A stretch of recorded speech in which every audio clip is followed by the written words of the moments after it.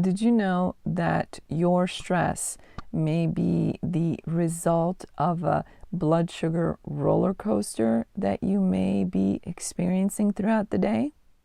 And while life is stressful and stress is real, stressors are real, when you do not have stable blood sugar, your ability to deal with stress may be compromised, even potentially severely compromised. So let's talk about blood sugar stability and stress management.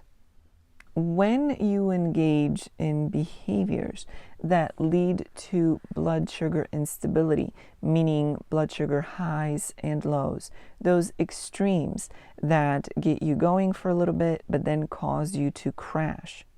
When that happens, whether that's due to dietary choices or other forms of improper self-care like lack of sleep or lack of exercise, anytime you engage in behaviors where your blood sugar is not stable, you risk being affected by the biology of your blood sugar in ways that may make you more moody or more irritable to face challenges or stressors in your life.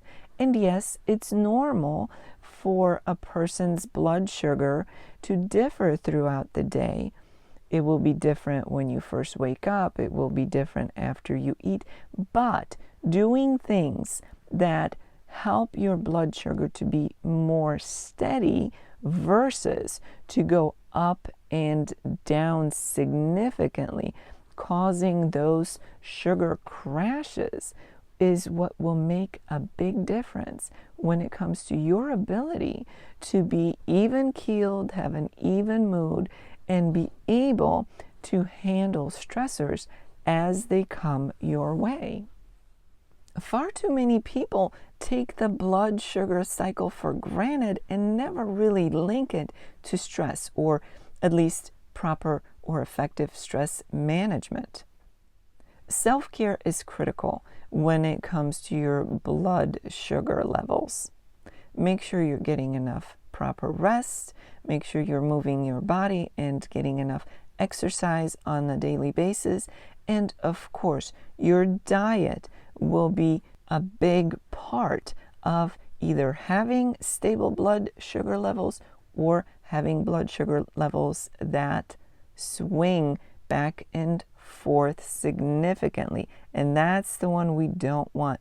We want a more stable level of blood sugar. So what is a good way to ensure that your blood sugar is steady and stable? First and foremost, watch your diet.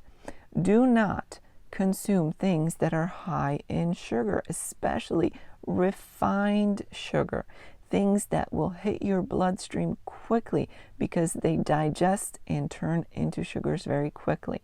So that means no junk food, no sodas or sugary drinks, no donuts, things that are high in refined carbohydrates. Instead, you want to focus on feeding your body the kinds of foods that will keep your blood sugar steady and stable. Complex carbohydrates and fiber. This means lots of veggies, some fruits, things such as lean, healthy proteins. Those are the kinds of foods and dietary choices that will help to keep your blood sugar more steady and more stable. And again, when your blood sugar is steady and stable, when you do not experience the highs and then the crashes, the lows with the blood sugar experience, then you are much more ready and able to deal with life's stressors, things that come your way, things that may be irritable. The other thing to consider is timing. If you allow a very long period between your meals and your blood sugar doesn't have a very good history in terms of stability, you may find yourself crashing. So if you are someone who cannot go very long between meals. Make sure you have a healthy blood stabilizing snack in between your main meals. You don't have to overeat or consume too many calories in terms of your daily caloric intake to fit in a couple of healthy blood stabilizing snacks. Just enough to keep your blood sugar steady. Nothing that will spike it, but also prevent it from crashing if you are a person who is sensitive to that. Some people are able to go a long time between meals without feeling low energy or like they're crashing. Their blood sugar levels seem to be more steady and stable to begin with. But if you are someone who's been following a poor diet, who's been not taking good care of yourself in terms of your health, your sleep, your movement, your exercise, and find yourself to be crashing and being affected by low blood sugar, having healthy blood sugar stabilizing snacks may be an important addition to your daily meal regimen.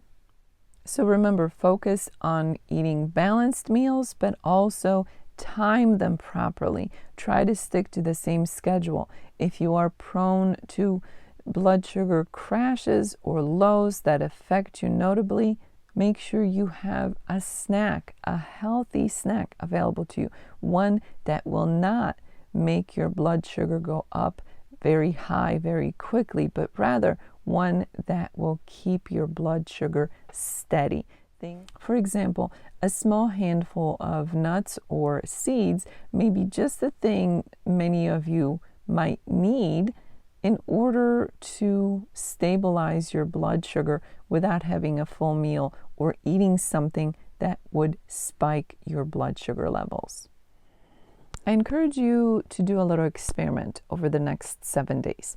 Take what you learned here in this episode and make some adjustments in your life to your meals, the quality and the type of food you take in, the timing of your meals, your self-care, things like sleep and exercise.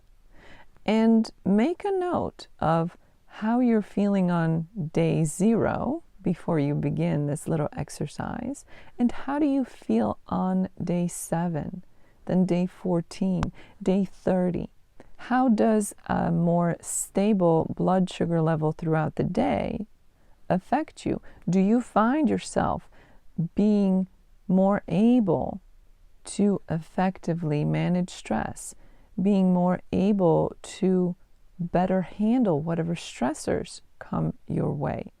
I would imagine that if you give this a try, an honest try, you will find benefits and improvement with as little as a few days, certainly within 7 days. But I encourage you to continue these best practices beyond the initial 7 days to continue to reap the benefits. If you'd like to learn more about a comprehensive approach to stress management, check out the links below.